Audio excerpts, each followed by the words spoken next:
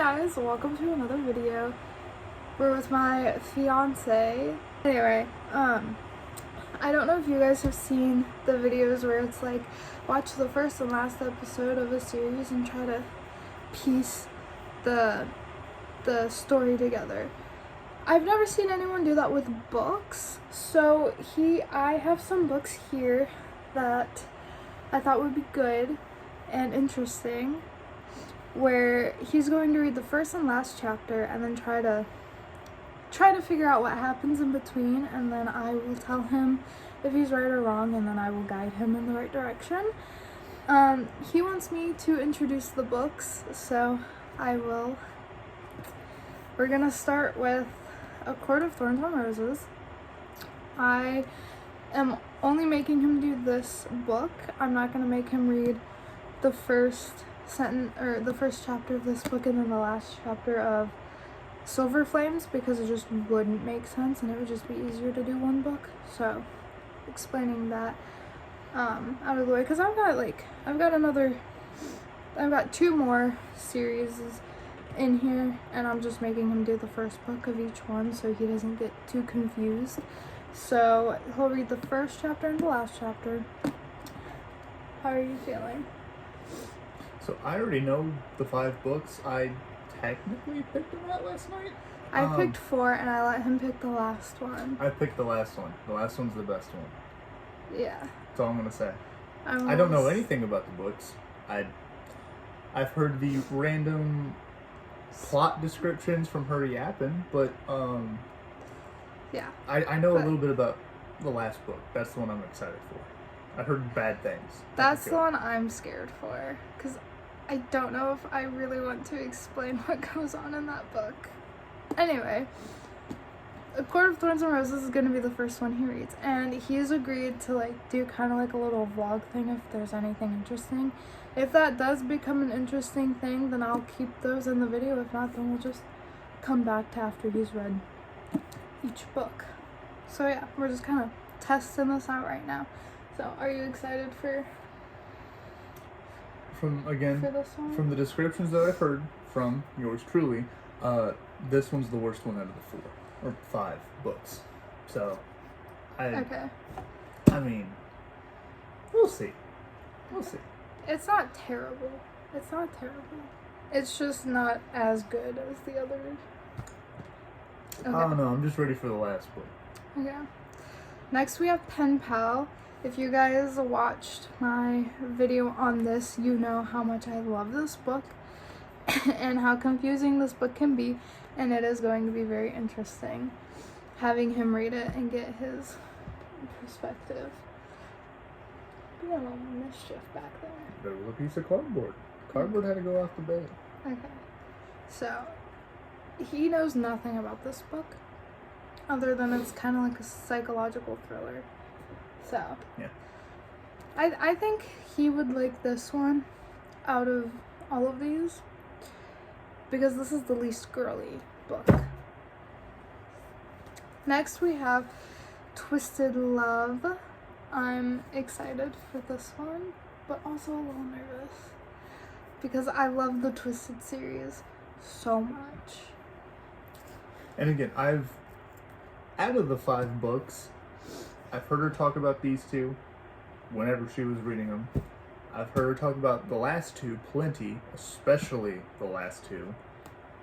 This is the only one I have no clue on, because she somehow read the which one you got Twisted Lies the other day. Yeah. That's which book?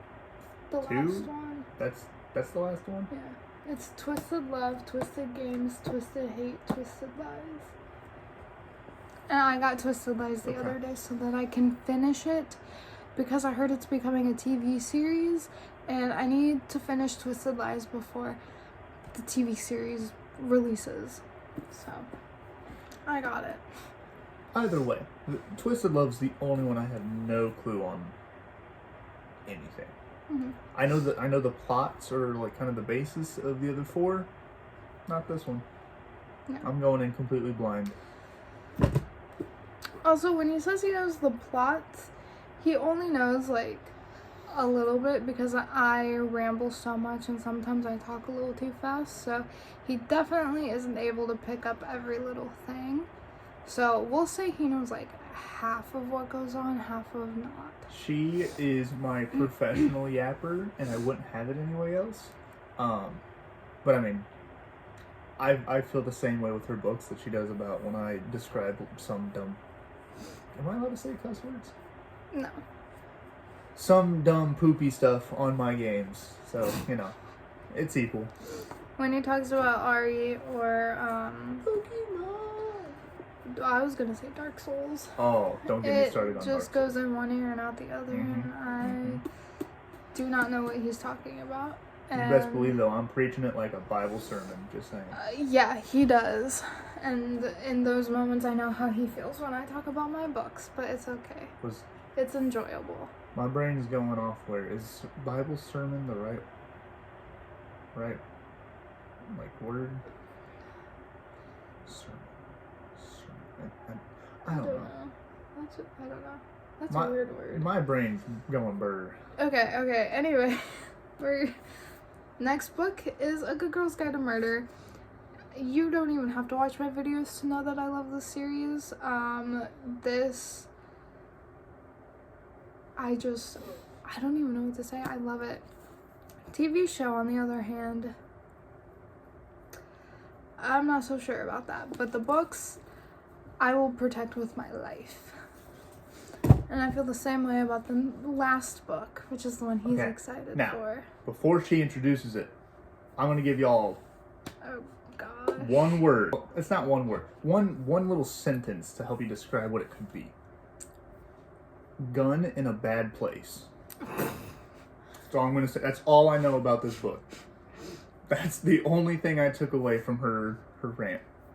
So I'll give you guys a few seconds to maybe just throw some thoughts out there. Put it in the comments what you think the last book is before we show the last book. Are you gonna? I kind of want to show this one. Yeah, this is the one that everyone hates, but for some reason loves. Yeah, that one. Haunting Adeline. So he originally told me to pick the books because he didn't know what to pick. So I was like, okay, I'll give one from different genres. I'll spread the horizon. I don't know. I'll give him a different spread is what I'm trying to say. And then he was like, it should be 5 books. And I was like, oh, okay. I can go down and pick another book, but I don't know if I've got like a different genre because I kind of stick to this 4. And then he just instantly goes, Haunting Adeline. Haunting Adeline. I have never seen a book. Granted, I don't read. I read back in like high school. I also listen to her phone and her feed on all sorts of books. Whether it's who are your book people? There's Larry Reed. Larry. That's yeah. I hear all the videos. Just all the people on Instagram, TikTok, whatever it is, either think this book is a disgrace and needs to be burned, and the author is a piece of poopy, or I can't say bad words. There might be children that watch. Okay. Okay. And it's universally loved and hated. It's so at the same time. Yeah. Yeah. My hairdresser loves this book, and when I get my hair done, we sit and talk about this book and dark romance. She was the one who actually got me to read Lights Out, so thank you, hairdresser. So I'm not gonna say her name out of respect. Undisclosed person that we know. Undisclosed hair stylist. Okay. We're rambling, babes. We're rambling. I ramble all the time. Okay. Well, these are the books. We're gonna start in the order I introduced them, and I wish him good luck, but also wish me good luck with this one. I don't know how I'm going to describe this to him without getting the bombastic side eye. I would say for select books we could make a video if I could commit to it. I'll just read one full book and I'll do boyfriend vlog. That's it. Well, You mean a fiance? fiance. Sorry. See, Still he trying does to- it too, I'm guys. getting used to the title. Don't judge. He does it too. It's We not listen just and we me. don't judge. Yeah. Yeah. Keep that in mind when I'm explaining the last one. I'm so excited for the last Yeah. one. Okay, if you guys do want to see him read a full book, give this video love and I will have him read a full book. Yeah. And I'm not gonna be in every video. No. I'm a side quest, okay? I mean, if you want me in more videos, I will try to make an appearance. Okay. Okay, here's your first book. Oh man. A Court of Thorns and Roses, and we will be back. It's the same night. He finished the first and last chapter. The floor is yours. Okay, so I mentioned this to her. We've had to split it up. I read the first chapter this At morning. like And, yeah, 11-ish? like right after we filmed the intro, and then I had to go to work, and then I came back, We did had our stuff. dinner Yeah, so I just and finished it. eating. So we didn't record it. We should have recorded it. We should have. I had some very strong opinions. You did. First and foremost, let me just say, you can't talk about something. I've played enough video games to know you can't talk about something on how strong and how deadly and how just bad word it is. He's talking about the wolf. The by wolf, way. yeah, sorry. Yeah. And then within 3 sentences, kill it. The wolf. Yeah, they went. Hold on. Let's count here. 1, 3 pages. 2, about the 3, wolf. 4, 5, 6, 7. 7.5 pages was the first chapter. Okay, they spent 3 to 4 pages talking about how scary this wolf is, and then what is it, Feyre? 2 arrows. She just rolled a d20 and critical hit the wolf. That's it. 3 sentences. That's all it took to kill it. Okay. Why? That's this is. Anyways, Take a deep breath. It's yeah. okay. It can't hurt you. So, anyways, I was getting like Hunger Game vibes, just the way they were talking about how it was like snowy, and she's hunting for her family. She has 2 sisters, and she's good with a bow and arrow, so that's cool. Literally, there is no plot. They give you nothing. I mean, she pointed out, but again, we weren't recording, but she pointed out that the same wolf. The wolf. Yeah. It's the wolf. Okay, so It took me a little too long to realize that this was the wolf with the arrow. But I got there eventually. now, I will say I cheated just a little bit right after. I didn't know about Yeah, she didn't know. After I just finished reading the last chapter like 5 minutes ago. I read the back of the book. I had to, because the ending's so weird. Now, Okay. this doesn't spoil a lot. that.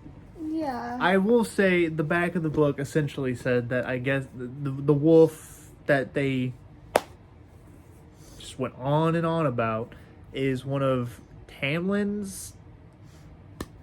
Again, this is what I'm getting from it. One of Tamlin's like soldiers. I don't know, like yeah, part of his crew, and I guess that Feyre killing the wolf made Tamlin mad, so then Tamlin comes and kidnaps her, and then there's an even worse presence going on. Now, that was what I got from the first chapter. The last chapter, what is I don't know how to pronounce it. Amaranth? Oh, Amarantha? Amarantha? Amarantha. Amarantha. Okay. That's how I pronounce it. I don't know if it's correct, but So I'm thinking yeah, she's got a weird name.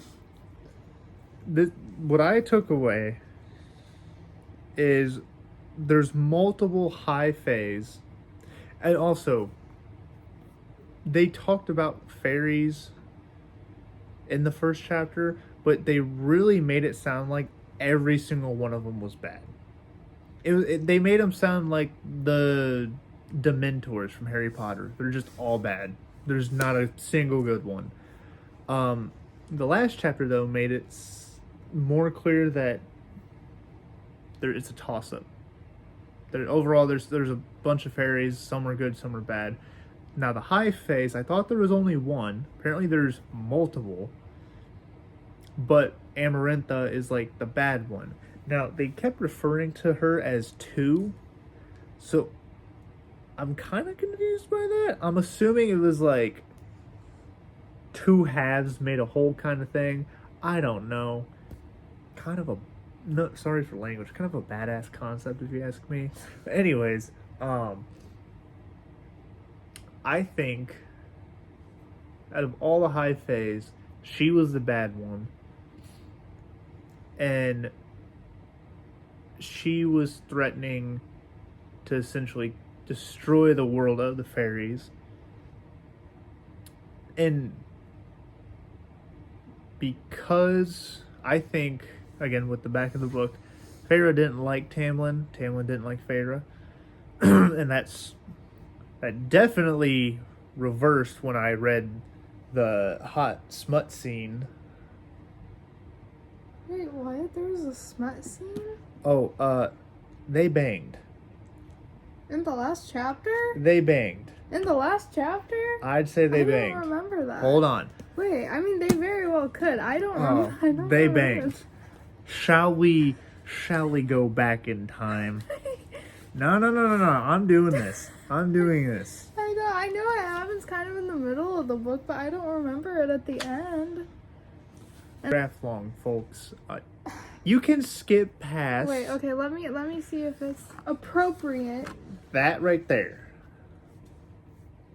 Yeah, you cannot read this out loud. What? No. Oh. No, it's a little too much. I completely forgot about that. Because I remember they do it in the beginning of the next book. I completely, forgot that they do it at the end. Okay, Yeah. So, is that... Anyways, so clearly Tamlin and Feyre are together. Have no idea who Alice and the boys are. I've heard of Rhysand from yours truly. Don't know. Apparently, he's a Birdman. He can fly. I don't know. He's a Birdman. He said feathers, and they said talons. So I put birds to. Yeah. Okay. I will say. What else was it? He's a Birdman. I love that. I mean, to be fair, on the second book, there is a bird on it, the cover. Because that's when the second book is more about Rhys. We get, his backstory and his court and all that, so. I don't know how Feyre becomes immortal.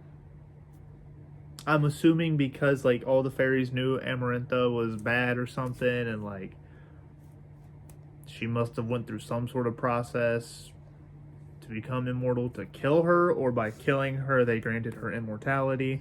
I don't know. But yeah. Is that your conclusion? That's my conclusion. Okay. I think... Are you ready for me to piece it together for you? Sure. Okay, now I should have said this at the beginning of the video, but there's definitely going to be spoilers because I'm spoiling it for him. Because he's not going to read this whole book. I'm never going to read this book. So, yeah. So if you haven't read this book or any of the other books we mentioned earlier, don't watch this video until you've read them all, okay? Or if you're never going to read any of them, then go ahead and watch it. But I'm letting you know right now, there are spoilers.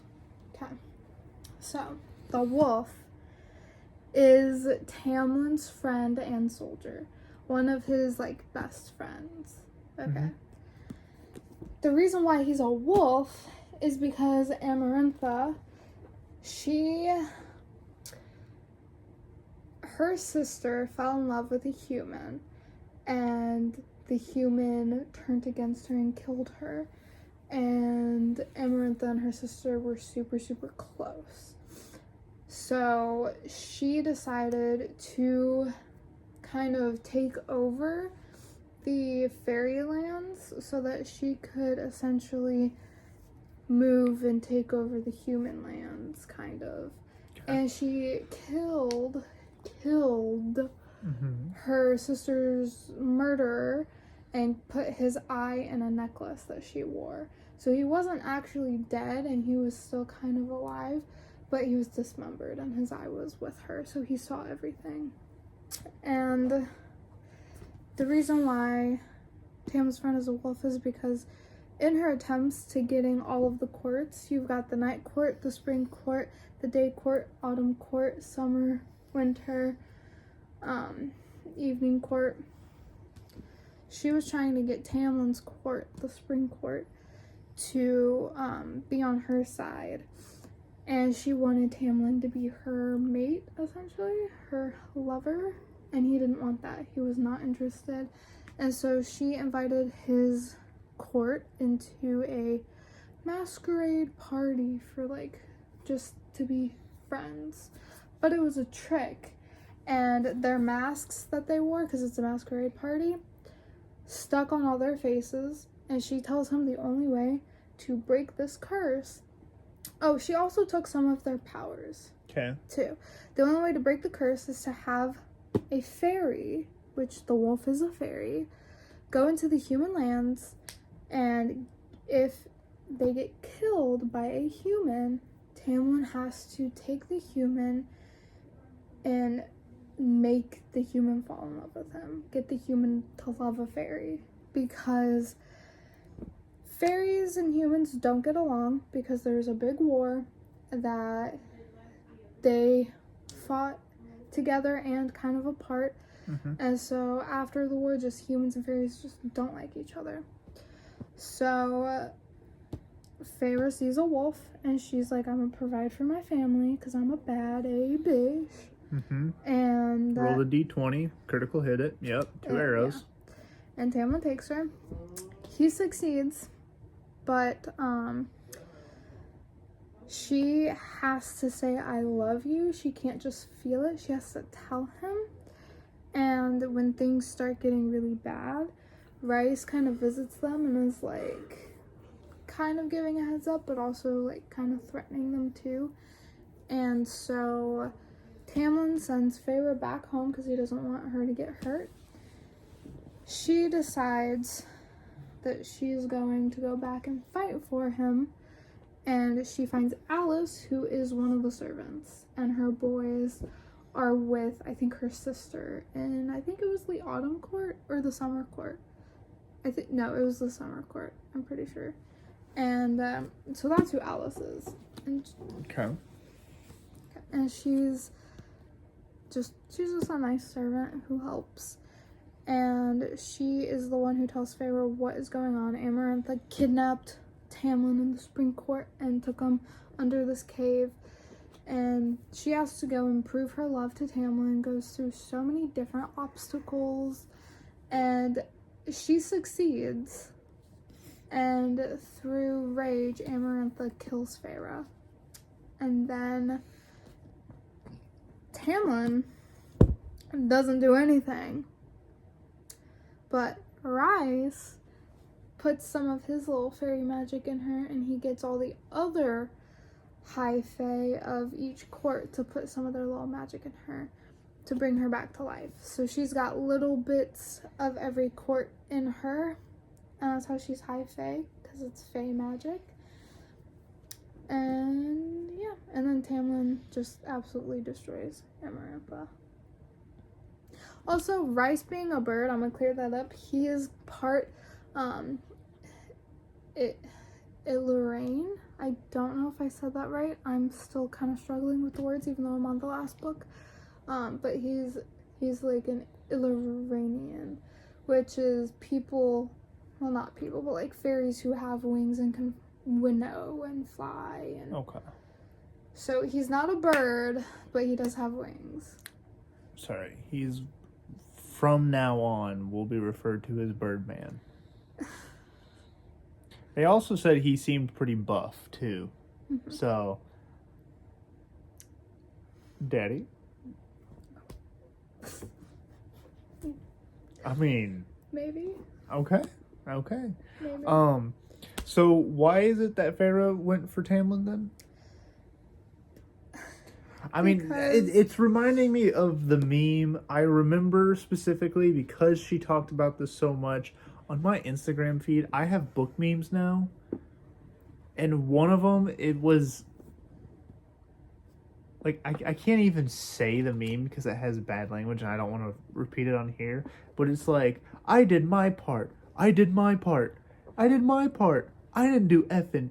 And it's just like all. I didn't do anything. And it's just Tamlin of the I didn't do Yeah. anything. Yeah. That's because all of the other high fae put their magic in, and then like Rice kind of has to get Tamlin's attention, so Tamlin puts his magic in her as well. And it's really just Rice kind of doing all the heavy lifting, but Tamlin taking the credit. But the reason why Feyre falls for Tamlin is because he's the first fairy that she ever meets, and two, he's just a misunderstood boy. Or fairy. He's not even a boy. He's just misunderstood in the first book. And so he's not terrible, but he's not like, oh my god, I love this book boyfriend. Like he's so good. Because in the later books it's revealed that he's actually not that good. And all of it was kind Tamlin of or Rice? Tamlin. Tamlin. And all of it was kind of like, not like a trick, but definitely wasn't like the full truth. And he was just trying to get Feyre to like him, so he was trying to be kind of likable. And then I think she just kind of got a little bit of the, what's it called when you're kidnapped and you fall in love with your kidnapper? Stockholm syndrome. Yeah. I think she had a little bit of that going on too, because he was the only male other than Lucian that she had contact with. Mm-hmm. And yeah. So. Okay. Well, that was the first book. Second one is Pen Pal. Pen Pal. So. Mm-hmm. We will. We'll read that tomorrow. We'll see you tomorrow with Pen Pal. Get excited. So, he just finished, or not just finished, this morning he finished the first and last chapter. And then he had to go to work, so we didn't have time to record. But now he's back and we have time to record. What is going on with your hair? I don't know. It's a mind of its own. You know, I don't want to take it out because we're about to go work out. But Yeah, we are working out after this, so. anyways, Share your thoughts. okay. Least favorite book out of, so I've only read 2. This is my least favorite already. The beginning. I'm trying to remember because I read the beginning what was it, last? Yeah, I read it last night and then I finished it this morning. I would like to start off by saying after reading both chapters, I don't like Alex at all. I hate that trope, that mysterious bad boy that is somehow amazing at everything he does. He's like what, 26? Like, They said something 24. 24, He's 25. in his mid-20s. early mid-20s. Mid-20s, and he's a multi-millionaire. He is good at everything he does. He says one word and every girl is just like, oh. And then like, just, I don't know. There's something You're about gonna it. trigger so many people. I'm about to trigger all the girls that say otherwise. Yeah. Who think the opposite. Which if you like that, you do you, boo. I don't care. I just find it annoying. It's like that in shows too. I hate that in shows. Yeah. It in my eyes it makes them have no personality.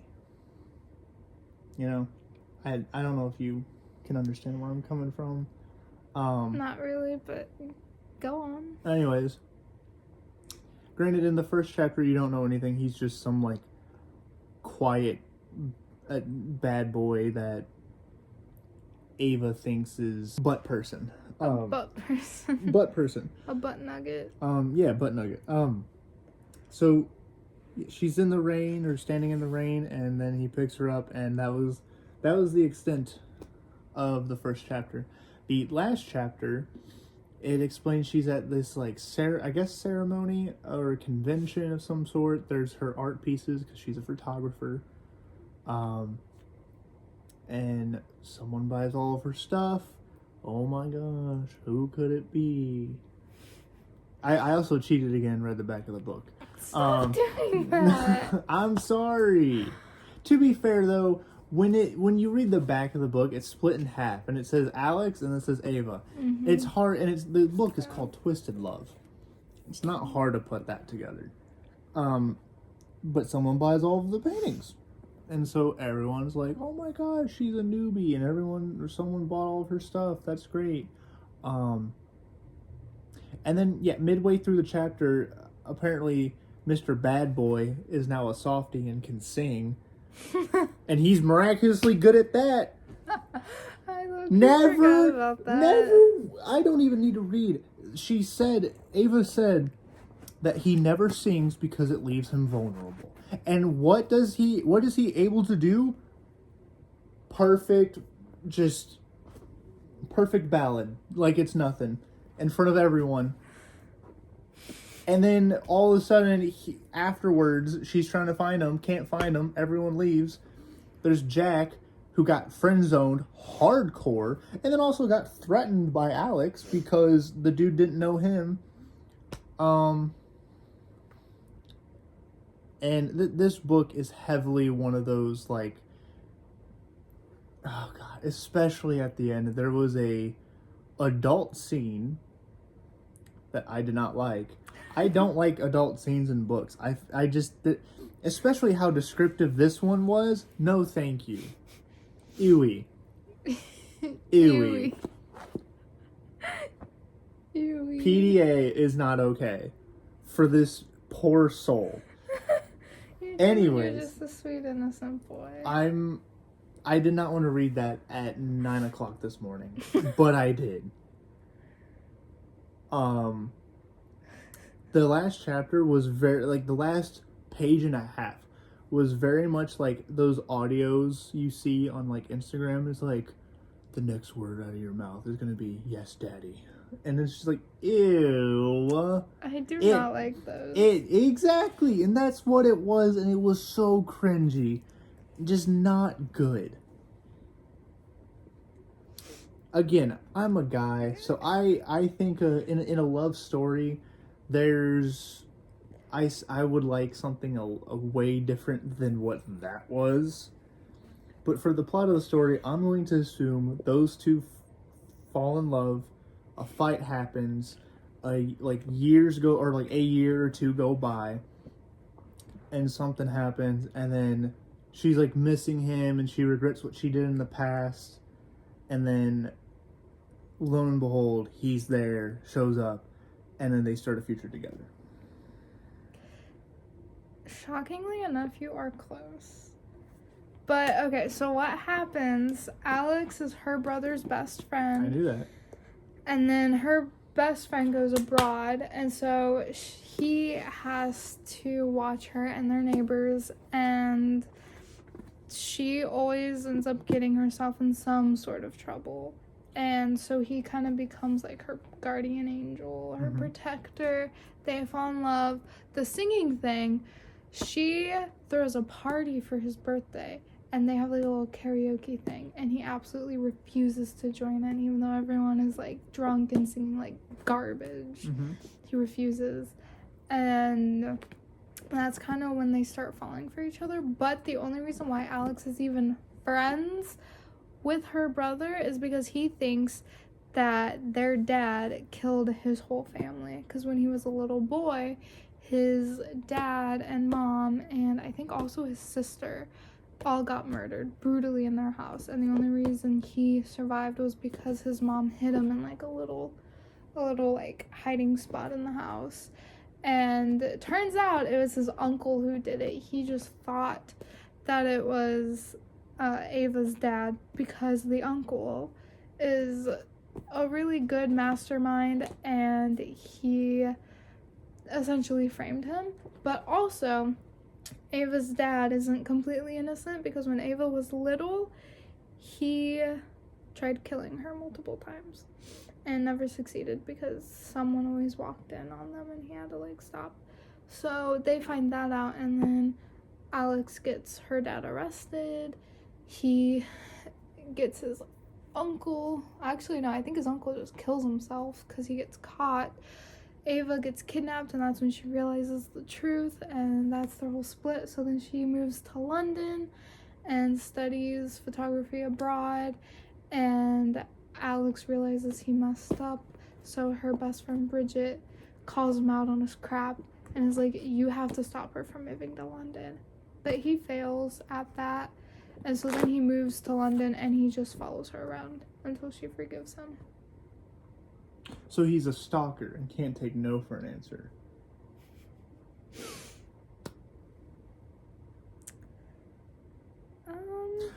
There was one thing I completely forgot about the brother. Yeah, there was also another adult interaction scene in the very first chapter. You know what I'm talking about, right? I don't want to know that.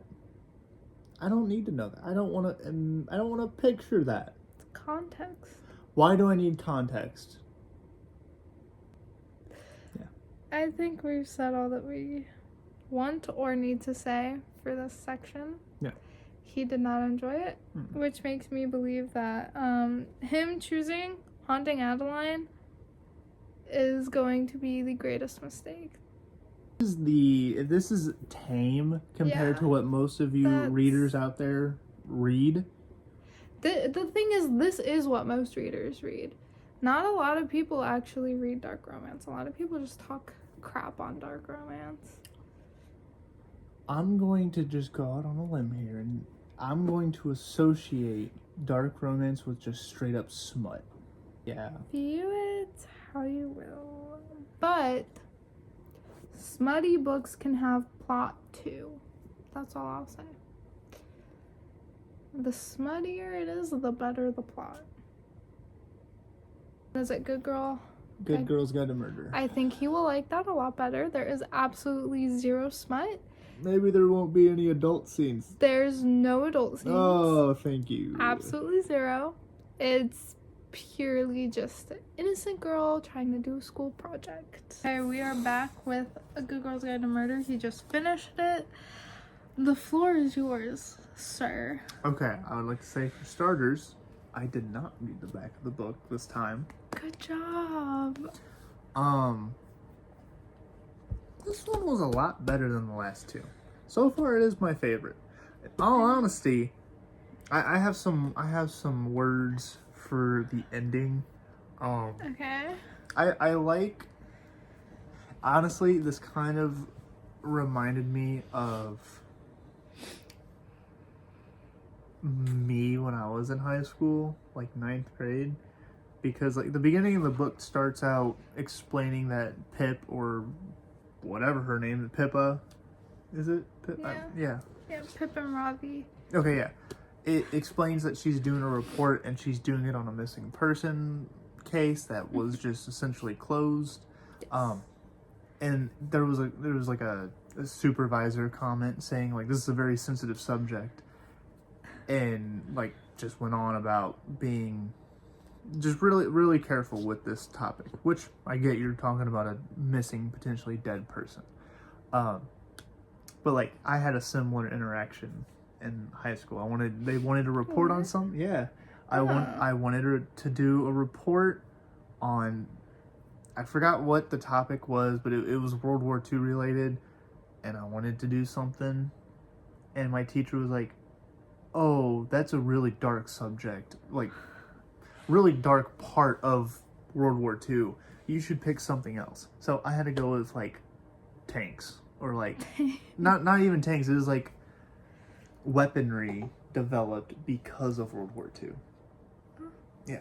It still turned out. It still got me an A+. So, like... Well, good for you. Yeah. Yeah, Anyways. we didn't do anything like that in my school. We just sat in class and took tests. We didn't get any fun projects. So, yeah. There's that. I mean, the first chapter didn't have too much, in my opinion. It was really just setting the grounds for what it was, talking about the girl that's missing, her brother, I think it was, or not her brother, the guy they assumed that the suspect or culprit, they thought that killed her, his brother, Ravi, is it? Ravi, okay. Just Pip and Ravi meeting, and then her saying, yeah, I don't think your brother's the one at fault. And then that was that. That's fine. I liked that. Yeah. That was way more simple. That's all I want. I just want something simple. I don't want 8 different plot points that's going to come back later. You have the main character, the starting of what's going to happen, and then, like, you know, 1 or 2 people or side characters. Good. That's all you need. I feel like you would, if you got into reading, I feel like you would actually like No, this you book. don't understand. Because of the last chapter alone, I was like, in my mind, I was like, oh, hell no. Nah, this ain't ending with Pip dying. I just met her and I already like her. She a bad bee already. Well, you know that this is a trilogy. So. Yeah, I know, and I might just have to read this trilogy. Just saying. Okay. See, So I have an open mind. I can. okay, so the thing is, he wants to get into reading, but every time he tries to read, he just doesn't. I bought a book like 4 or 5 months ago, and I, within the last month, just got through the first like story. It doesn't have chapters. It has three or four stories, and I just got through the first story like a month ago. Haven't even started on the second one. So, anyways, now for the last chapter, I think it kind of sucks because I can't. Now I'm gonna read this and know who did it. So there's. Or you could just jump to the second book. I might as well. No, I think We know who died, who went missing. You we know what? I'll leave some stuff out, so it's still a mystery. Okay. Okay. But give us what you think. Who you think done it? What you think happened? Clearly, it was Becca, Andy's sister, and it was purely. I mean, I don't know too much because they mentioned Mr. Ward, so I'm assuming, like a lot of teachers end up being, he was a weirdo or a groom. Was he a teacher? Mm-hmm. Yeah, okay. History teacher. Oh my god, that's so weird because I literally had like I had a science teacher and a history teacher at my school get fired because they were grooming certain girls. I had a science teacher get fired for that. Yeah, and then crazy. A math teacher got fired for giving answers to all the tests. I wouldn't get. I don't see why you'd get fired over that. I mean, I had him one year, and he didn't give my class any of the answers. I failed his class. Either way, yeah. Apparently, Andy went over to his house a lot. Something happened. I'd assume she already had an injury, but we didn't know that. And the sister Becca got, I guess, jealous. Or either jealous or like just she was just really mean to her one time, and that was enough to like push her and fight her and everything. And I can get being mad at someone, but you gotta be like in a dark place or really heartless to just watch your own older sister, I think, to just die. And then as she's trying to like. Apparently, she slipped ecstasy or like hallucinogenics in her tea. Is that right? Yeah. Hallucinogenics. She put trippy stuff. I'm bad with words tonight. She put drugs in the tea. Drugs in the tea, and so made her go loopy. Pip is on the moon, and I was confused on what's going on because first we're in the hallway or in the kitchen fighting Becca. And then now we're in the woods, and there's fireworks, and there's a black void behind her, and the end of the world is Yeah. happening. I've never done trippy drugs, so I wouldn't know what that's like. So, So that's like the closest that we will ever Yeah. be to that experience. Um, Hopefully we don't actually ever get to experience it, and we just have books to live through yeah. for So, that experience, because that is scary. so there's all of that going on.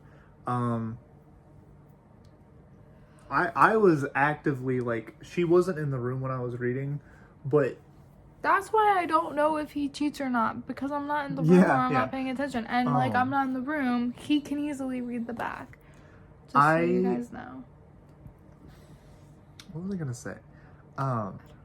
I was actively, like, in my head, about, like, screaming, because it got to the point to where Becca was on top of Pip, about to strangle her. I was like, there's no way I've already liked Pip, and she's gonna die.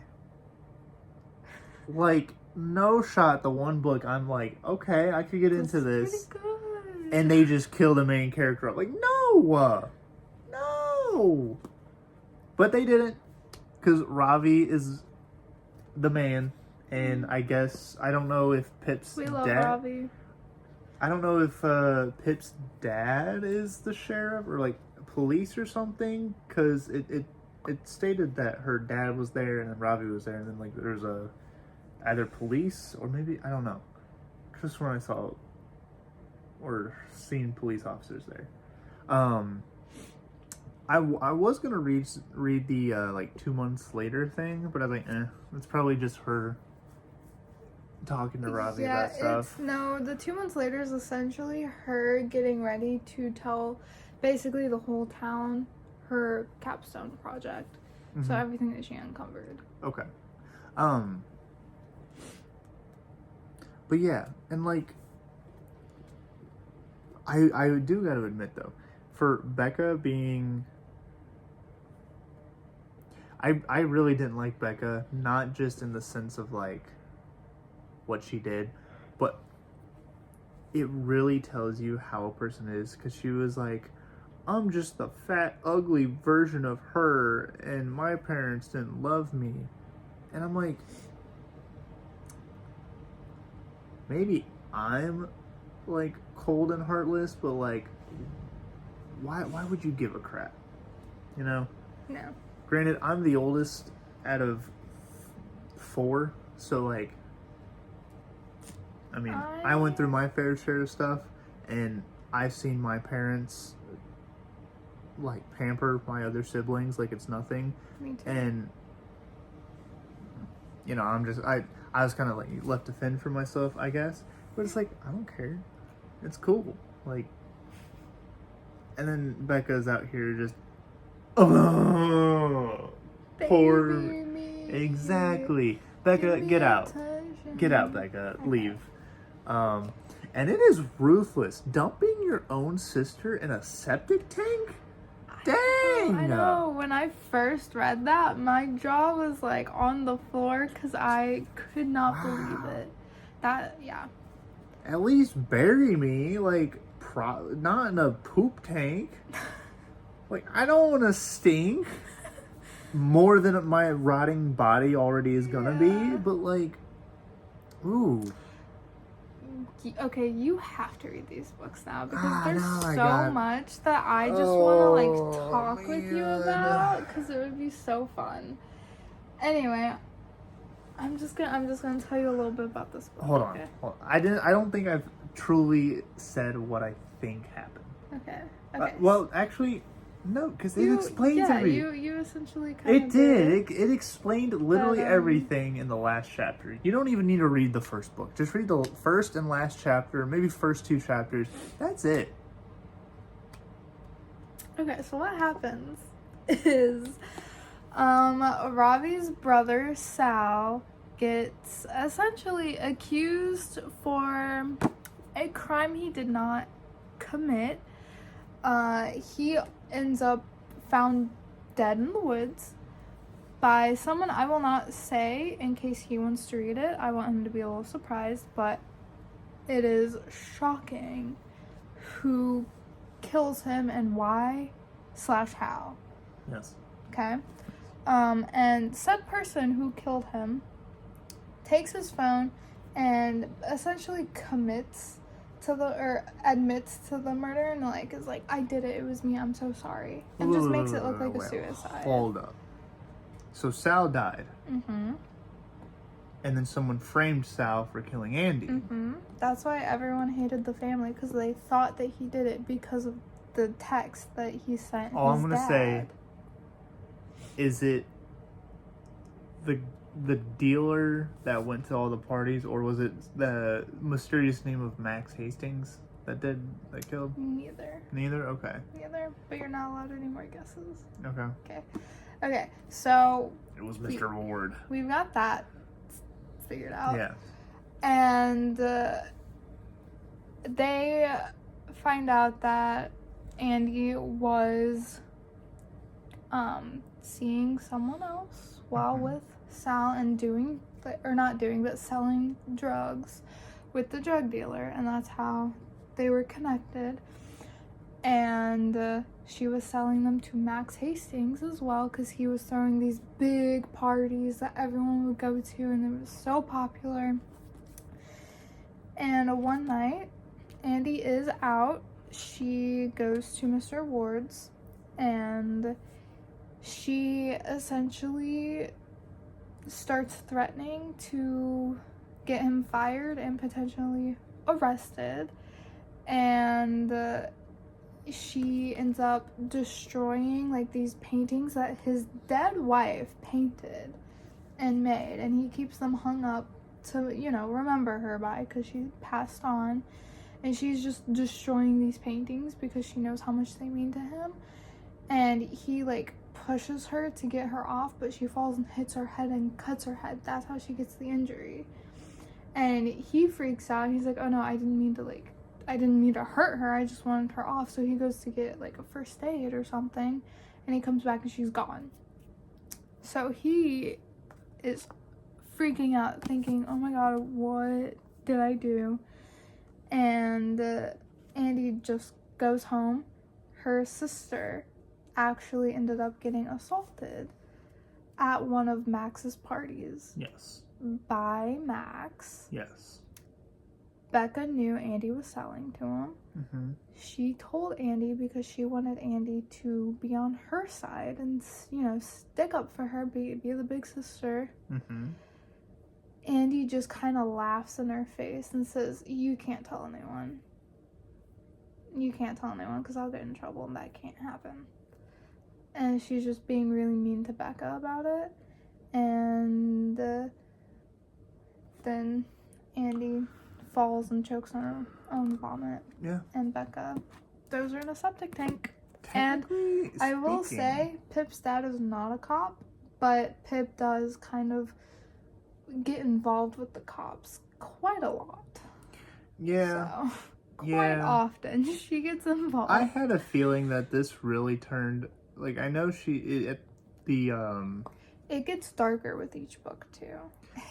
like I was gonna say, within the 2 months later after the last chapter, it said that the principal of the school, I guess, essentially turned it into her project into an entire event, because she did literally she did a detective's work, and they have news people there too, to broadcast it, so everyone knows. Everyone and it's knows just the truth.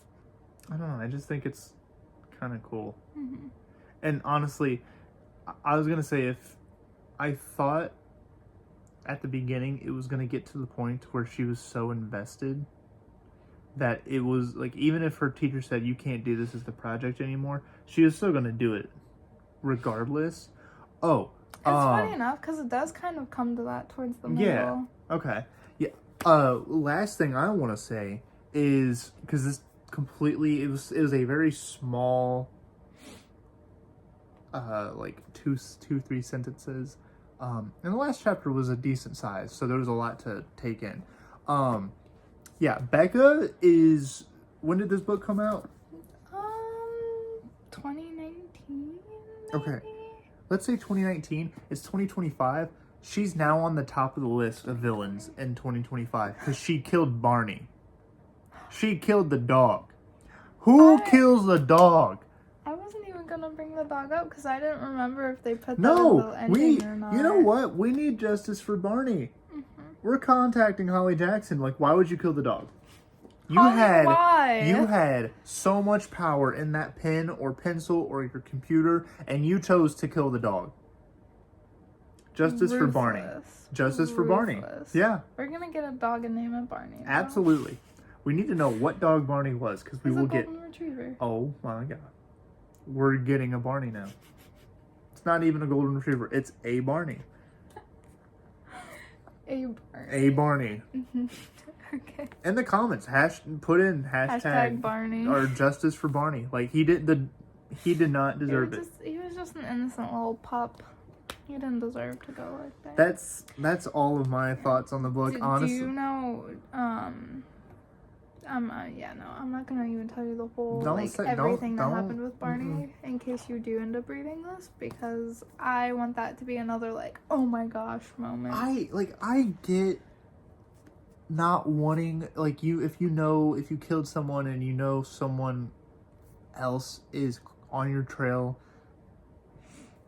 and all of that and you want to deter them from going any further, that's great. Leave the dog out of it. It's just like John Wick all over again. All because you didn't want to sell a car, you're gonna kill a dude's dog or puppy. I'm fired up. Barney got me angry. Becca got me angry. Ooh, no. No. Hold me back. Hold me back, babe. Okay. Hold me back. Take a deep breath, take a deep breath. Becca, we throwing hands. You're gonna fight. Oh. Anyways, overall, this has been my favorite book out of the three. And he might actually read this book. I might finish this book and then read Good Girl Bad Blood and then As Good as Dead. Yeah. And then there's also Killjoy if you're not ready to say goodbye. And then what was the one you got for Christmas? It was 5 Survive. 5 Survive. Yeah. That's not a part of this universe, but it is the same author. Oh, okay. Yeah. Never mind then. So next is Pen Pal. Honestly, that one I'm dreading only because it's so long. That was supposed to be the third book. The second book, actually.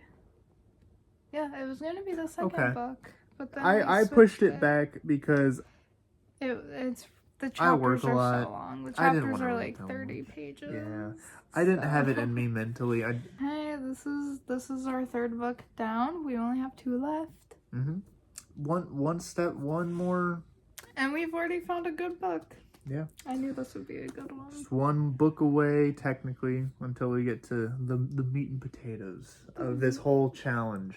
The meat and potatoes. Yeah, the bulk of it, Says the man who won't even touch a potato. Yeah, no. I don't know how much I'm going to be in videos after this. And this is really random, but potatoes suck. There's my interesting personal fact of the day. So, Okay. Yeah. We'll see you guys back after he finishes Pen Pal. So, yeah. Bye-bye. Okay, he just finished Pen Pal. I did a video on this in October for Booktober. And,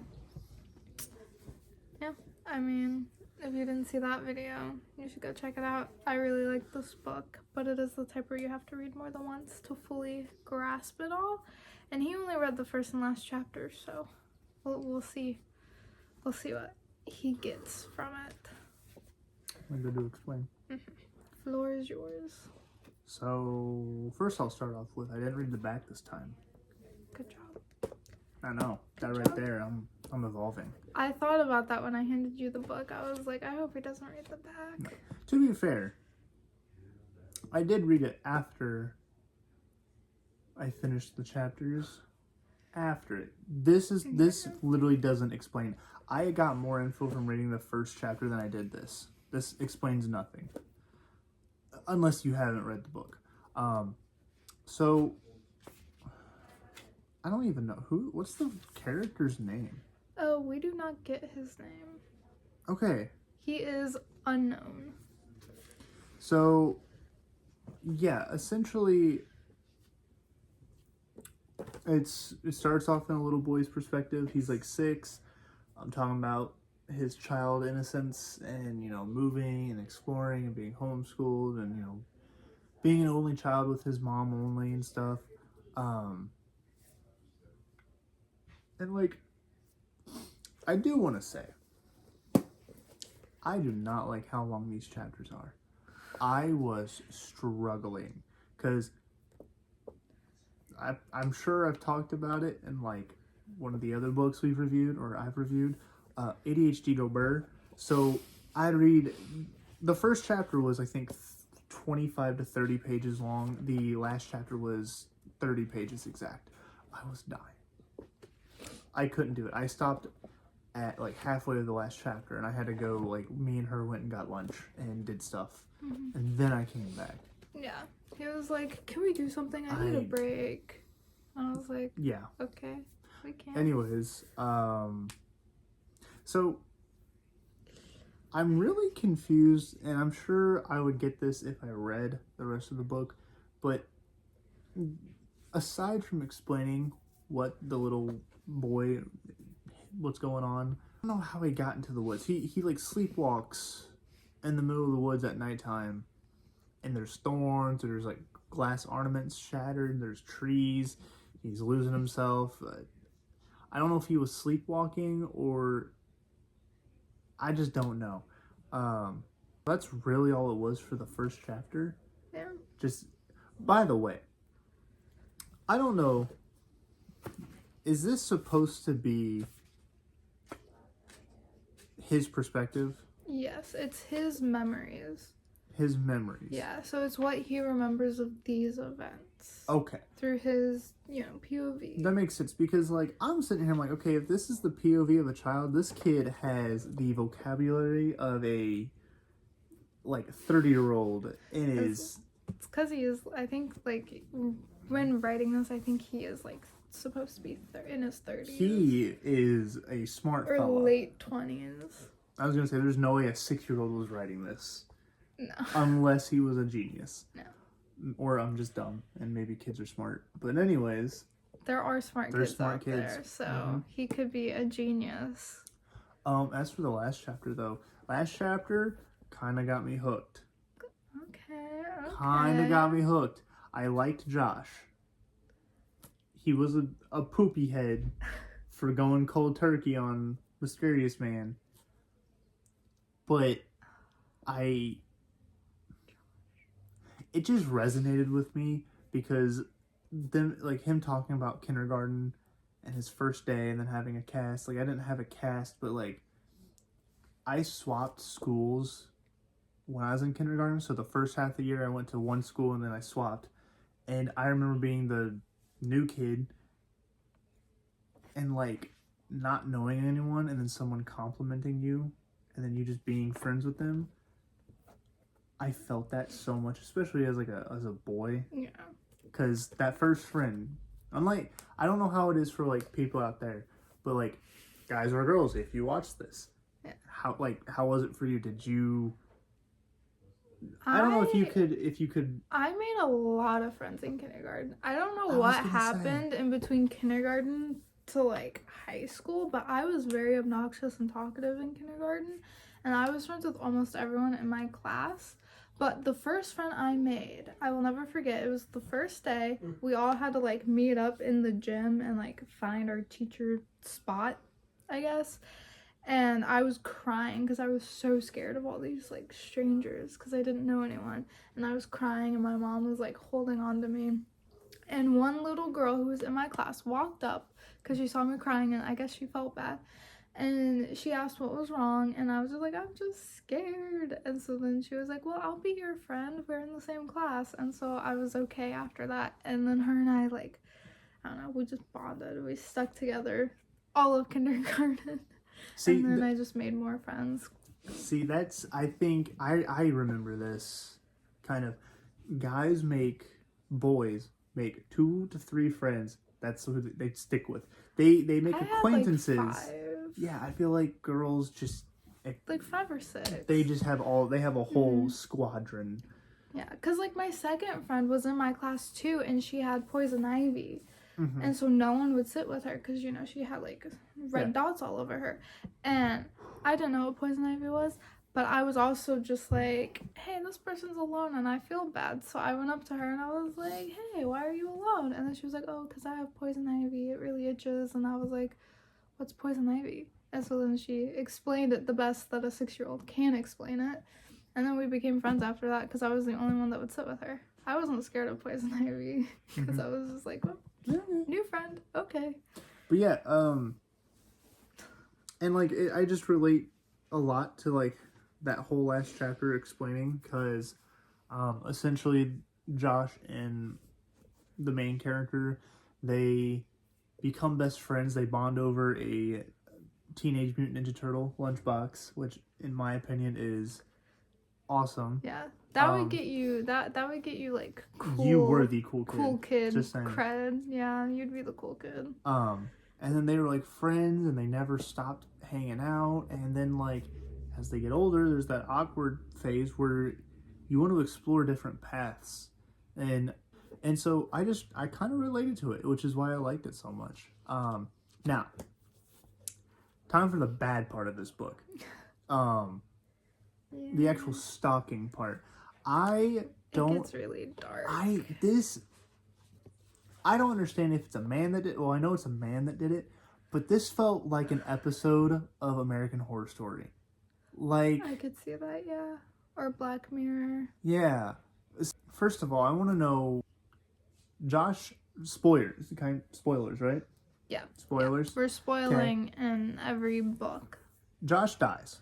I'm pretty sure there's a man, I guess, that goes around and he's essentially stalking little boys or little kids.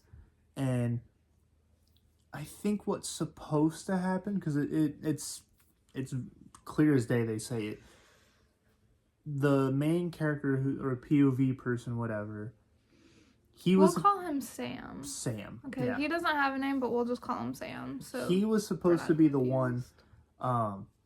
Josh's dad, because Josh goes missing for like 3 years, Josh's dad is like stops traveling and stuff because he was a travel person that made money, and then he takes like a bunch of construction jobs and stuff to just keep money, and he's digging out they cleared out an area of the forest where like Sam used to love and play, and him and Josh would run around in.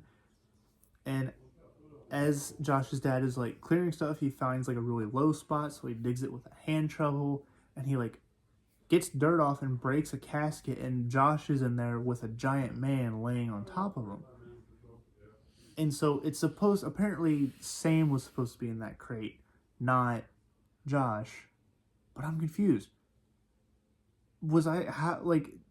It did not seem like they were going to explain that throughout the middle of the book. How is Sam supposed to be in that box? Okay. By the way, I will give props to Josh because both of them are dead. No, they're not. Yeah. Sam's not dead. Not Sam. The stalker and Josh. Okay. Yeah. They're both were in the casket or box. Josh was laying down, and then the man was like slumped over him.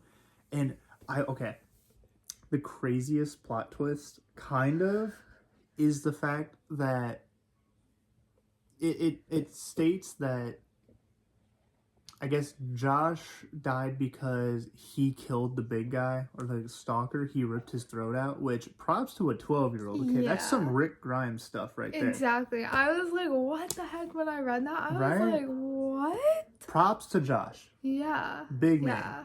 Now, it is sad. For him. He fought. Yeah. It's so sad, though, that he killed him. But because the guy was so big, he couldn't get out and essentially just died there. I don't even know. It's so cool. But the messed up part, though, is the same guy who took Josh. He came up to the dad and paid him. This dude asked Josh's dad, can you dig up some holes, not knowing Holes in my backyard, I'm pretty sure. Yeah. His backyard too. the holes were for the kids that he was going to kidnap. Okay. What? First of all, I get that he's on an excavator or like a machine, but I wouldn't take $100 Was to it dig. multiple holes or was it just Yeah, one? it I was- thought it was just one. He said holes plural. Okay. Okay. Either way, that's messed up. And it just like, I think this book did a really good job conveying the dad's emotions. It's such a good book. It's so good. If they didn't, this book, it's not huge compared to what she's reading. Yeah, I'm currently she's reading the last ACOTAR all the book people know. Okay, this is a fat book compared to this. Yeah. This ain't nut that. This is nothing. compared She's to essentially read the equivalent to what I've read. Like, Yeah. the issue with this book though, and what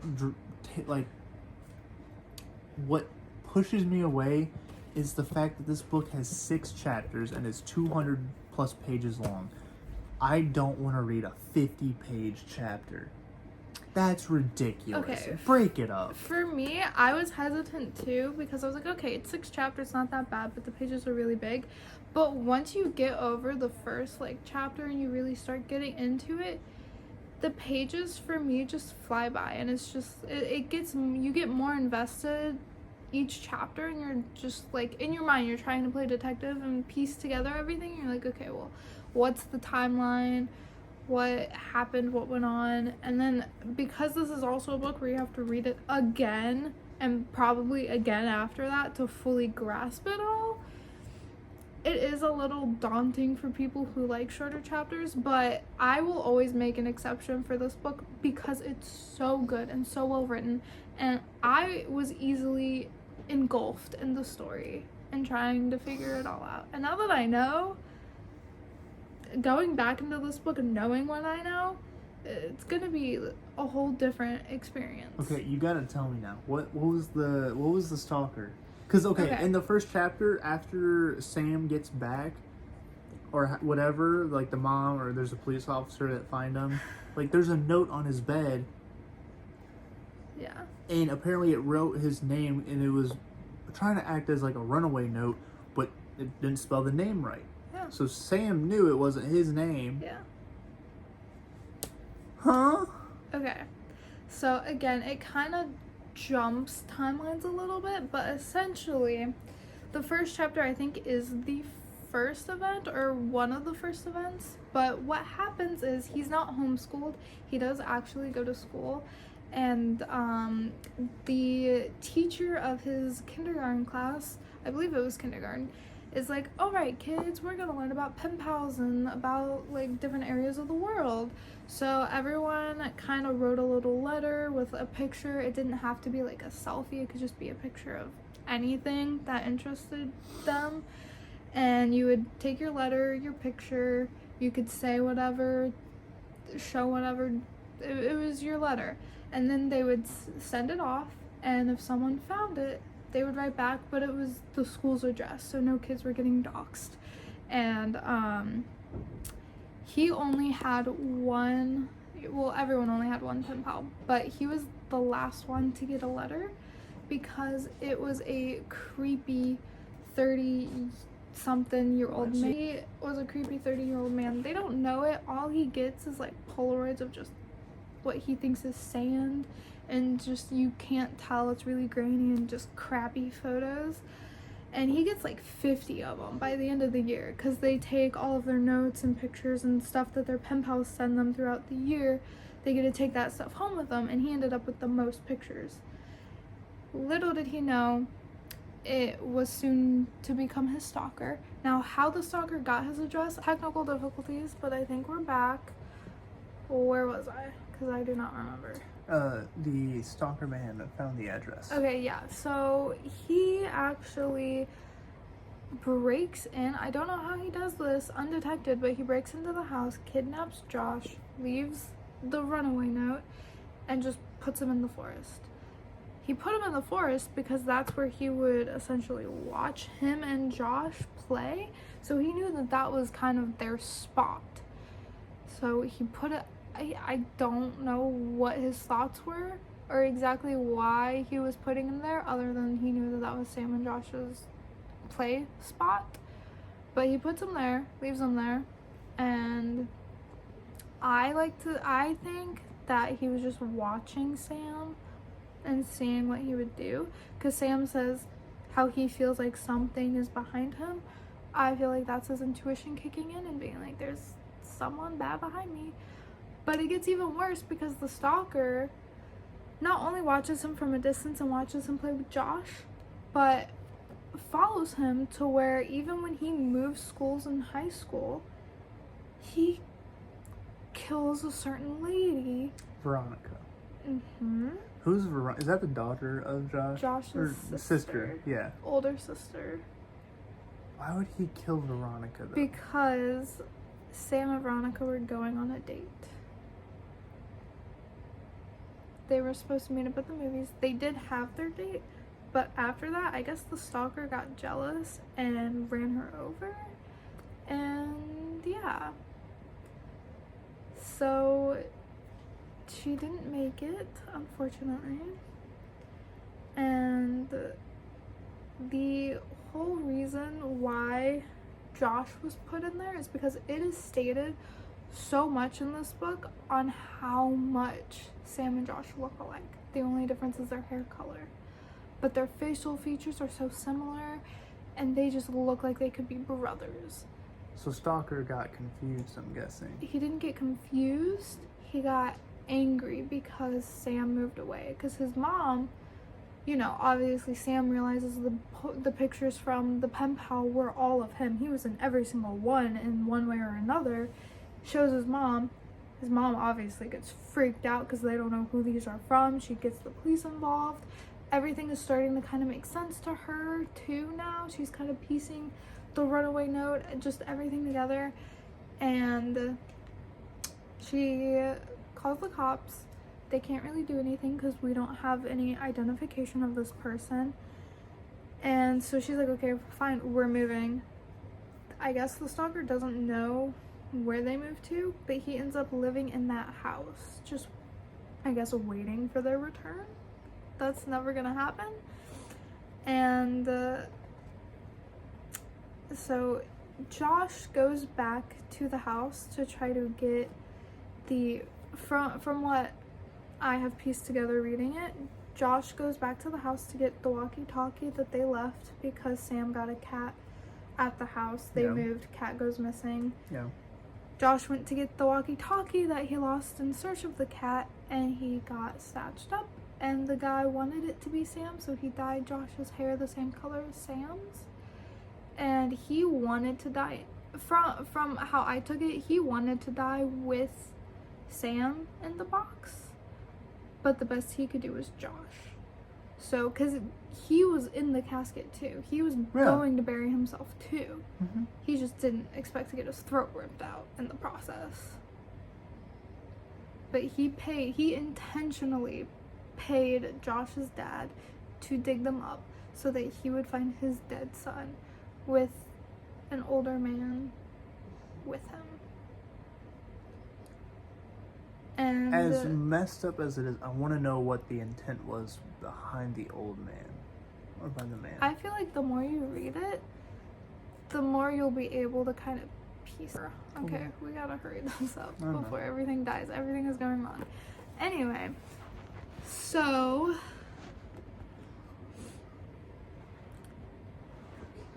Technical difficulties again. So Josh's dad, instead of calling his wife because it's just gonna make everything worse, she's gonna freak out, and he needs to freak out. He can't be strong right now. He calls Sam's mom. She comes to see what's wrong because, you know, their sons are friends. They're kind of friends. They were brothers for years. Yeah. So she's like, okay, fine. I'll go see what's so disturbing and why he's calling me so late at night.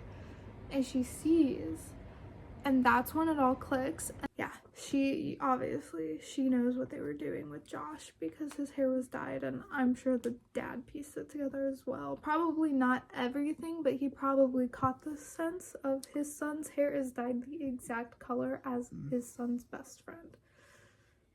I don't think it would take too hard to piece together, especially since they look so similar.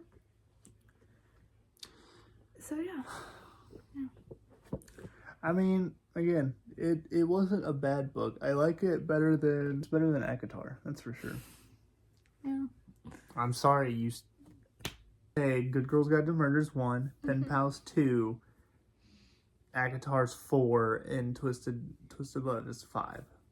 Okay, so you're gonna put Haunting at 3? As it stands, yes.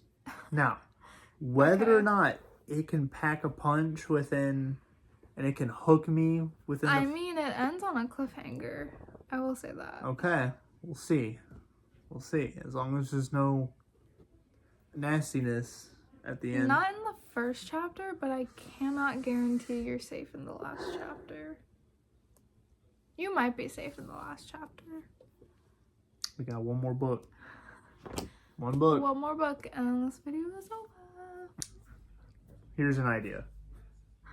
Okay. If people comment on this, put down a book you think I should read. As a non-reader, that would just, I have no idea what to expect.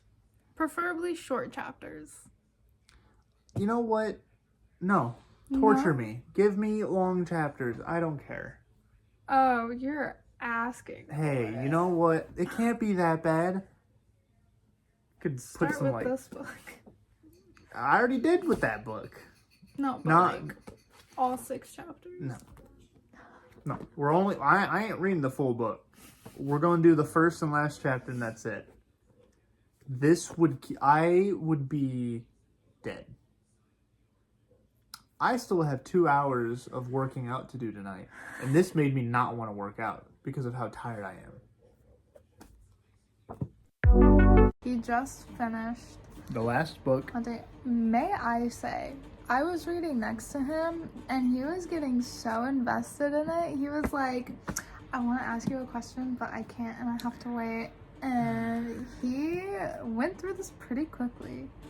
Yeah, she had 5 chapters, not 5 chapters, 5 pages left of her chapter, and I read both the first and last chapter before she even finished. So, I'm a quick reader, but still, it takes a lot for me to read. So, let's just get straight into your questions, because I know you're dying to get answers. I will say, because we have to keep this somewhat mostly PG, there's a lot of stuff with this book that is definitely adult intended, not for kids. Mm-hmm. The bad word usage is very open and free, which I personally like. I hate that, and I found this, like, in a lot of, maybe it's just because I don't read a lot of books I have read, the cussing is not all that, I don't know, common. Like, you can say, like,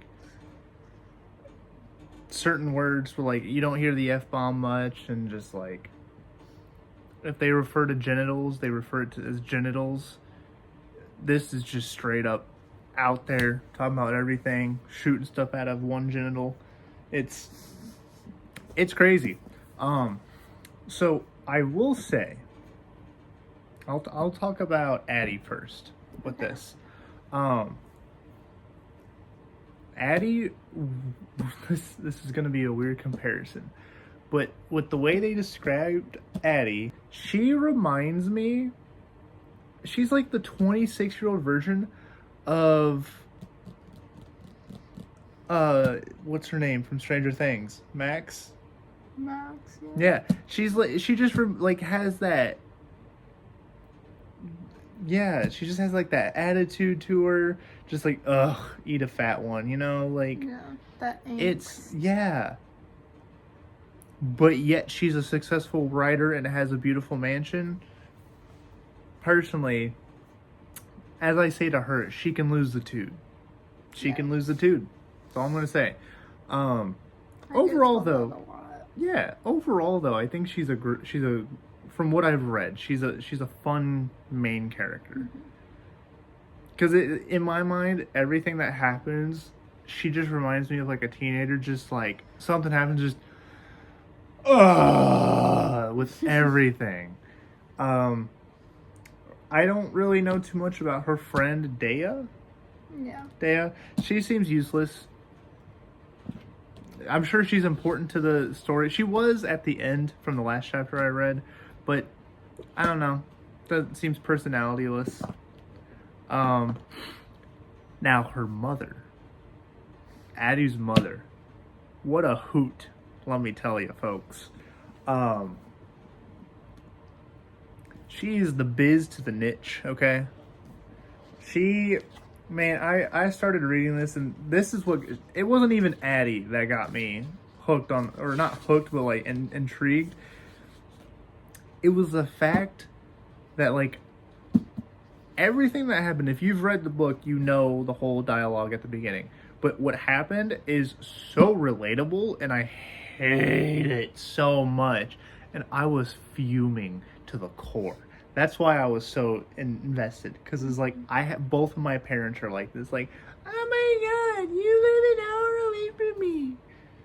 And the fact that Addie is a successful writer, traveled the country, has a bunch of signings, has money, and lives in a big freaking mansion at 26. Slay. That's all I'm gonna say. Go Addie. But yet her worthless mother says that she's gonna end up worthless? Someone explain to me. Because I'm lost. Man, this mom got me fuming. Take a deep breath. Breathe. Man, let me. It's gonna be okay. She can't hurt you. The mom almost gets me more worked up than the stupid freaking wolf from ACOTAR, from the ACOTAR book I read. You can't. Yeah. We've already discussed that enough, but like, let's see who else was. Oh, Grayson, useless. That's the one issue I do have with the first. So from what I've read, I like the first half because it establishes a lot. I don't like the second half because it's literally just a booty call. It is explaining a booty call. Yeah. I don't want to know that they're doing it in the hallway. I don't want to know that he's slurping. They use the word slurp a lot, and I was not too comfortable with that word. Oh, he was slurping on my neck, and then... No! I think they even said, like, French slurped or something. Like, there's too many different types of slurps. Well, I mean, that's dark romance. I guess. Not my cup of tea with the slurping. Too much slurpage going on. Just for one chapter. And then... But the plot is good. Oh. Okay. Anyways, I was gonna make a comment, but gotta keep it PG. But like, also, I really hate Grayson. I know he's probably gonna be a useless character. Like, there's not much to him after this, but like a huge knock happens, and then they go investigate at the front door. Yeah. And he's just standing there naked, covering his genitals, and then he just, like, he doesn't open the door for her, he doesn't check it out for her, he doesn't do anything. Back, and I'm pretty sure they used the word again, he's behind her, slurping on her neck. And then she gets all mad at him, which is understandable. But one thing that does bother me just a little bit is Addie seems to she seems like a very independent woman, and seems very, like, I want to say feminist, I guess. Like, she don't need no man. Yeah. But then she's mad that he does nothing that a man would do.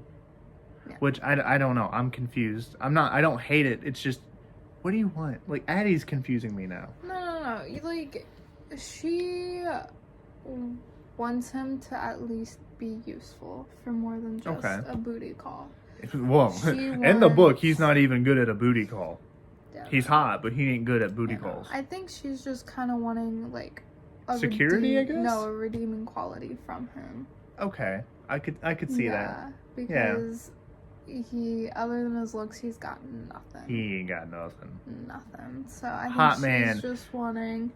I think she was just wanting, well, at least he'll protect me if something happens. yeah, just useless all around for Grayson.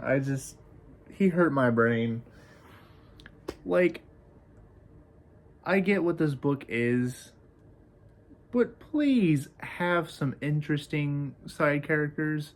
Dea seems just not intriguing. Grayson's dumb. The only redeeming person is the mother, just because I have beef with her already and I want to fight her. That's just the first chapter. As for the last chapter, though, apparently their whole story goes back to like her great grandma. So I guess something happened with her great grandma. She murdered someone, and then Addie's mom, who was young at the time, like teenagers, covered up or helped her cover her mom up, or the murder or whatever. And then, wait, do I get that right? Yeah, great grandma murdered someone. So then Addie's grandma was young, covered her up, or covered up traces of her, and then Addie's mom knew and also helped cover up her grandma. And there's like a whole string tied in, And then, so they mentioned that Addie's mom doesn't like their grandma, or her, Addie's grandma. Now it makes sense because I guess resentment and stuff. I just need to know who murdered who, because I did read one little passage. It was like a note from 1944 where there's a man outside, and I'm assuming that's the man that got killed. I'm assuming Gigi, I guess it was. Because there's Gigi, which is the great grandma, Nana's the mom, and then grandma, and then there's Addie's mom, who had no name. Which, good. Still got beef with her. Did they kill the random guy that was stalking? Okay, so you asked earlier before we started filming after the first chapter how she got the house. Yeah. Do you still need that clarified? So I'm guessing it was a house just passed on by generations. Yes, it was Gigi's house. Mm-hmm. And then it became Nana's house, and then in Nana's passing, she gave it to Addie. So that's how Addie got the house. Okay. As for the great grandma, the only reason why Addie was even trying to solve what happened to her was because Addie started getting a stalker, and she found the diary, which were the little like pages that you were reading at the end. Okay. And she was like, wait, Gigi had a stalker. I have a stalker. Parallel? Question mark? And then she starts falling for her stalker, so that gets her to try to prove even harder that the stalker is the one who killed Gigi, because she was brutally murdered in the house. And she comes up empty-handed. And the only reason why she's trying to prove that it's the stalker so bad is because she wants an excuse to shut her stalker up because she's catching feelings for him. Wait.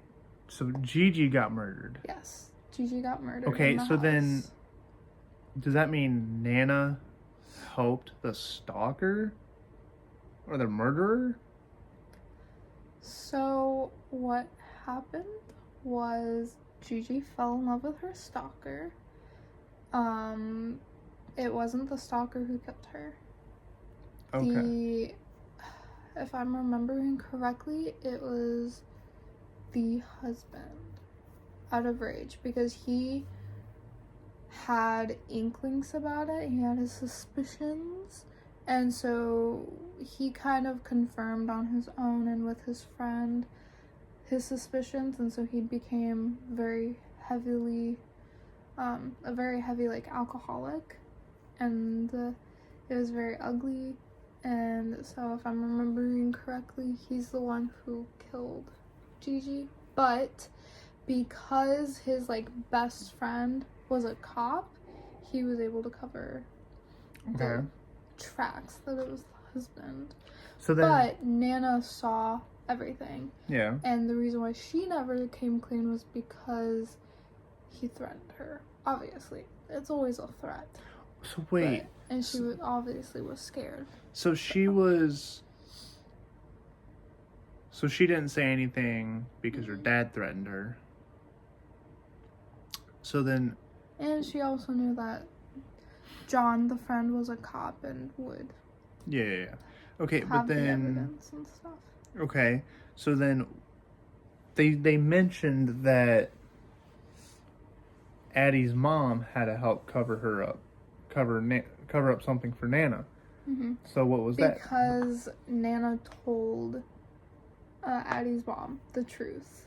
Because, she witnessed it. She couldn't keep it in forever. So when she felt, I guess, secure enough to tell someone, she told her daughter, who she was like, I can trust you. You're my kin. You're not going to spill the secret. And her daughter didn't spill it and kept the secret. That still doesn't explain, though, why Addie's mom has so much hate for Nana. It really doesn't. Because she never stuck up for Gigi's death, and she never went out for justice. Just saying, you can't be mad when in 1940s, for one, I'm pretty sure women didn't really have a voice. Yeah. So her only options, especially at that young of an age, was tell the police find out, goes back to the friend tells the dad then beats her, or everyone, the one police officer friend and the dad convince everyone else in the town that their daughter's crazy, and then she gets like lobotomized or something. Mm-hmm. She really didn't have an option, I feel like. Yeah. Maybe I'm just being ignorant to something. I'm not like seeing the bigger picture, but us men were kind of jerkwads for really no reason. Mm-hmm. But her new book Phantom came out this year. That's Gigi's love story. Ooh, Gigi getting freaky. Mm-hmm. It's a mafia dark romance. Ooh. I have it on my Kindle. If I'm in more videos, if I'm in more videos, everyone, you'll know a little bit more about me, but I love mafia stuff. I am like a good 25 to 30% Sicilian, and so like I love my heritage and stuff, and mafia stuff. Ooh, that butters the bread. He loves The Sopranos. Oh my That's gosh. like his favorite show. Goodfellas, Casino, Godfather. Godfathers. Oh my gosh. All this stuff. Mm-hmm. So, Let mafia me- dark romance? Mm-hmm. Ooh. Let me read Phantom first. I don't think it's very long. And then if you want to dive in. Oh, I might I just might. I need to know how down bad Gigi was. Also, Addie, back to the main, the present. the plot. So, what do you think happened to Addie in the end? okay, so what is your she conspiracy? threw out multiple names. Of course, there was Zaid. Zaid disappeared because he's like, I swear, I guarantee. Zaid is the stalker. I know who's. Okay. Yes, trust me. I've heard enough about Zaid. Okay, sorry. Zaid is like an outdoor cat. He just can't stay inside. He has to go roam. I don't think he knows how to stay inside. That's what he. I haven't even read about him, but he's an outdoor cat. Okay. So, because she was in the kitchen explaining how like he's an a-hole and she hates him, but like she would die if he never came home. And it's like, okay, so she's really like crushing over him at the end of the book. Yes. So and she's also a little mad at technical difficulties again. We're back. So anyways, she mentioned a bunch of names. There was Max. There was one other guy, I can't remember his name. Like Mike or something. Mark. That I don't know who Mark is. So I'm essentially what happened is Dea called or texted, called, whatever. I need a friend, come over. Addie had just talked to Dea because I guess police came, they got evidence, they essentially solved what was still an open case or cold case, they said, I think. So like that was Dea had to go somewhere. Yeah, technical difficulties again. Cut to. Gonna make this quick though. Essentially, Dea called. She tried answering, wasn't answering, like returning the call. Addie goes to search, and someone's following her. They essentially ram her off the road, and it sounds like both of them talking while Addie's like unconscious or something. She's still awake, but dazed, I guess. Not present. Yeah. The two guys are like talking. They sound like the two guys from Home Alone, like just bickering at each other. Mm-hmm. And then one guy gets her out of the car and is like, "You're gonna be worth a pretty penny." So I'm assuming she went. I guess this has something to do with sex trafficking, or the selling of women. I guess she went to Max. That's who they said the boss was. I'm assuming she went to Max to find Zaid or something. Maybe Max. She told me before that there's a guy that tries to come onto her, and then Zaid comes in and like whacks him. That's not Max. Not Max? Okay.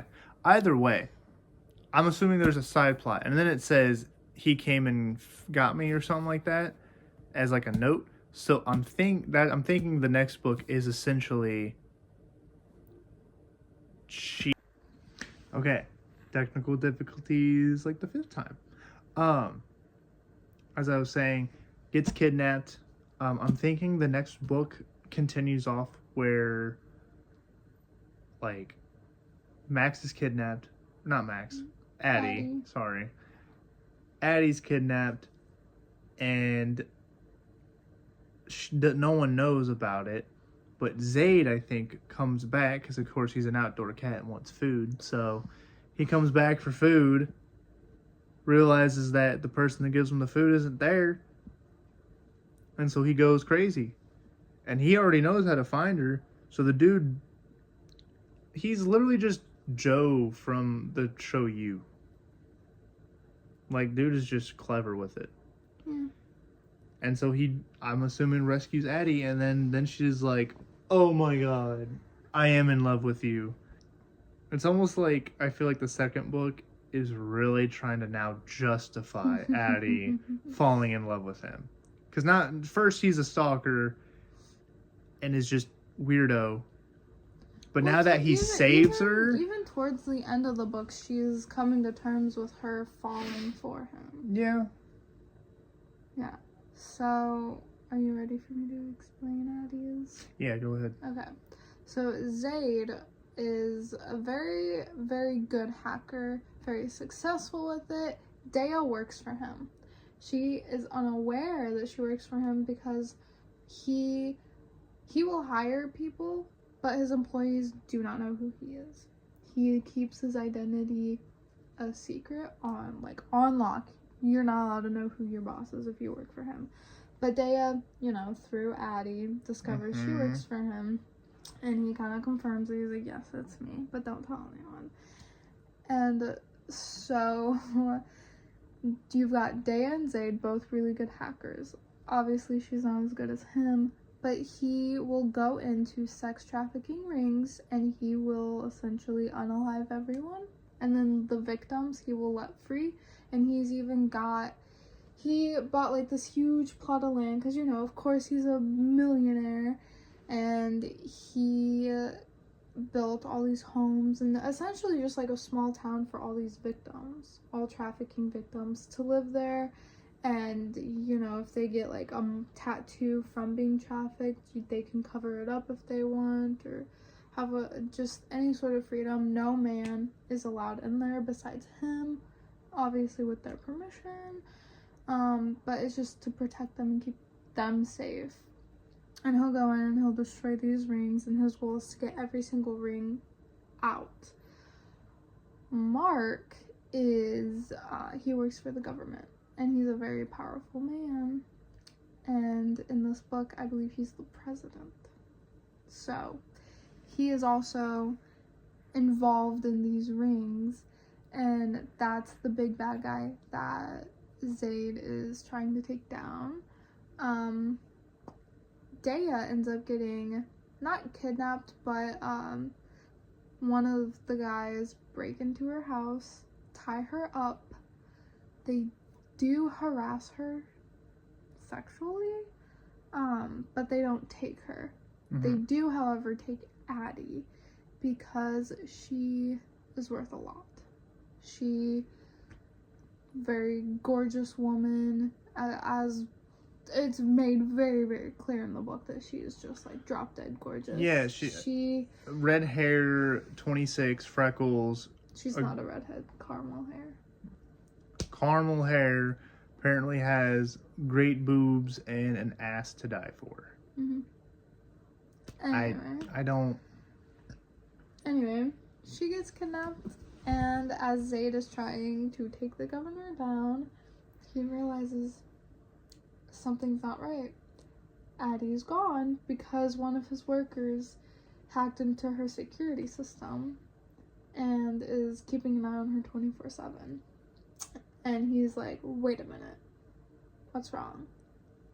And he is like, shit, she's not home, she's not there, something's wrong. I gotta hurry this up and like get her. So yeah, the next book is Addie being trafficked, and Zaid is trying desperately to find her. I see a trope going on here with this dark romance kind of stuff.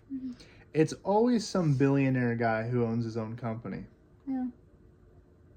It's always some hacker too. It's some hacker or some like prodigy that is a genius, or I guess that's the same word. Some genius that is a billionaire by 25 and literally was made from like God's tier. Because he has, every guy is just so mysterious and luscious hair and has a fat genitals and just something. Yeah. So yeah, the second book is, the first half very, very sad and heartbreaking, but the second half is all about revenge, so it's good. I love these books. Except for the fact where I really don't want to read about a girl getting sex trafficked. That's not in my agenda. You're not reading it. That's good. That's good. It is not on your to read list. I might, maybe if I'm okay with Good Girl's Guide to Murder, I might read this one in the future.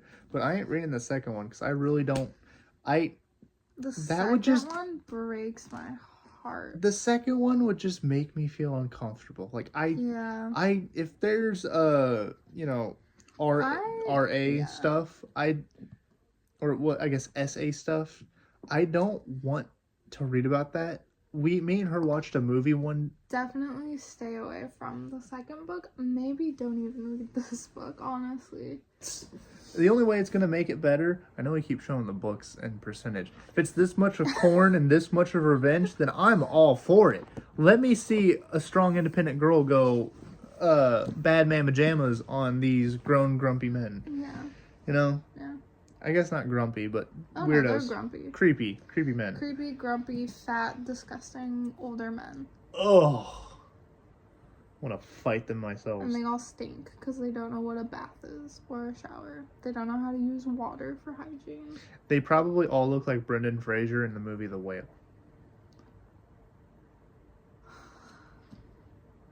Just saying. That movie made me cry. That was a good movie. Anyway, so that's the final book. That is it for this video. If you like him, give me a like so that I know to put him in more videos. This was very interesting. I feel like we had a good variety.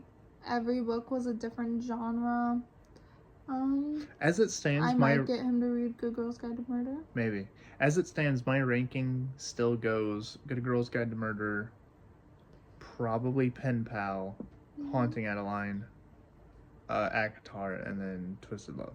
Yeah, so. Yeah, it took me a lot to do this. This is the first time I've ever been on a YouTube video. Mhm. So, and I'm not a social person. Mhm. I don't like being online that much. I legit, I don't have Twitter. I have Insta, but I don't use it. So, this is new for me. Mhm. So if you do like me, comment, like she said. We're gonna make him also feel butterfly. Yeah. We're gonna try and I did that. I am going to try and upgrade, her setup and stuff, and get you guys more HD videos, better videos. Because right now I'm filming on my phone because I cannot afford filming equipment. That stuff is really pricey. And the reason why I've been having technical difficulties is because my storage keeps running out. We're on my phone now. Yeah. So, I need to delete a whole heap of apps that I do use regularly, which kind of irks me. She's struggling out here. I am. So, yeah. I also don't feel the greatest right now, so if you've noticed, my energy has been kind of black for this Don't portion. worry, it's fine. This entire video I've been carrying the weight. Oh, okay. I just don't feel good right now, so that's why I've just been kind of, because I feel like I might, actually throw up at any minute, so. Oh. That's great. Yeah. Anyway, I think we're gonna end this video. It's a long video. Yeah, give me a like. If you want another video like this with him, comment below. Or if you want to see him do a reading vlog, comment that below. That would be interesting. If we do another video where we read, or I read, first and last chapter, comment down what books you think I should read. Yes. It can literally be anything. I'm not a picky bish. Okay. He was getting into this. I was getting heated. I was getting invested in all the books in a different way. Yeah. Except for Twisted Love. Yeah, I just didn't like did that. not like I did not want to know half the details of those chapters. But yeah, that's where we'll end off now. So Alright. I'll see you guys next week with another video. bye-bye. Bye.